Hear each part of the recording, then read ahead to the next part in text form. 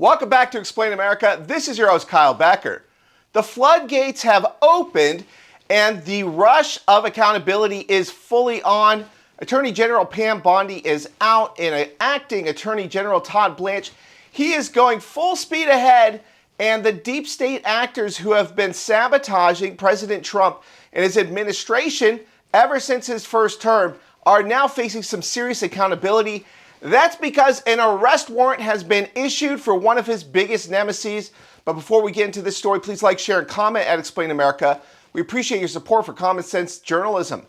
Now, one of the smuggest deep state actors on the scene in the first presidential election who was working with Hillary Clinton to sabotage the Trump campaign was, of course, FBI Director James Comey.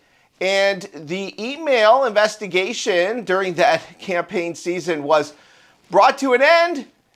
He essentially said she committed a no-no and she was let off the hook. And at the same time, Crossfire Hurricane was going full speed ahead, and it was engaging in campaign surveillance.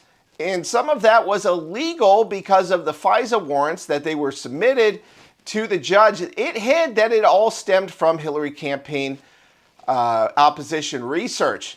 So now James Comey is finally getting his comeuppance. He has an arrest warrant issued in his name, and that comes by way of a threatening social media post.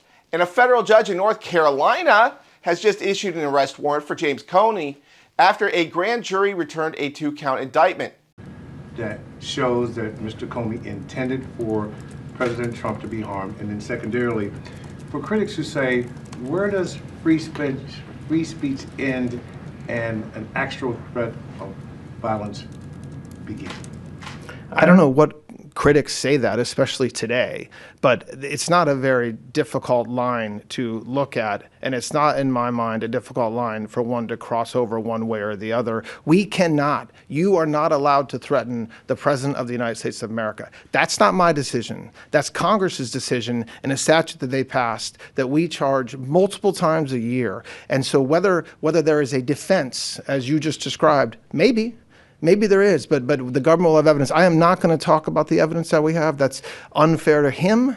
It's unfair to the prosecutors, but it's enough to say that the grand jury returned an indictment.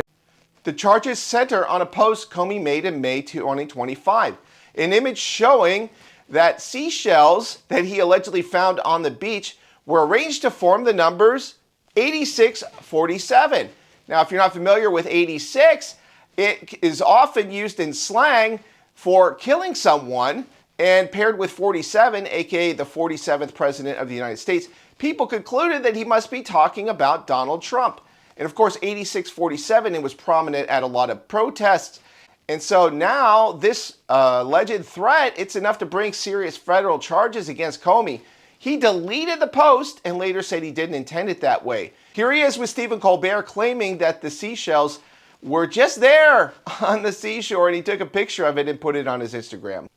Well, the thing about Stephen Colbert is he's complicit in all of this because he's pretending to be ignorant of what it means, and he's the setup man in this lie to the public that 8647 is some kind of harmless or benign statement, but it's one of a long string of threats that the radical left has made against President Trump, and it comes in the wake of assassination attempts on his life, 3 of major ones. One of them actually shot him in the ear, and the American left, they actually are spreading the lie that this must have been staged to get sympathy, something that the alleged shooter Cole Allen believed when he carried out the White House Correspondents' Dinner shooting attempt. So, weigh in with your thoughts about James Comey. Do you think he should get the book thrown at him? Should he get 20 years in prison, like some of the prosecutors have claimed this merits? But we always appreciate hearing from you at Explain America.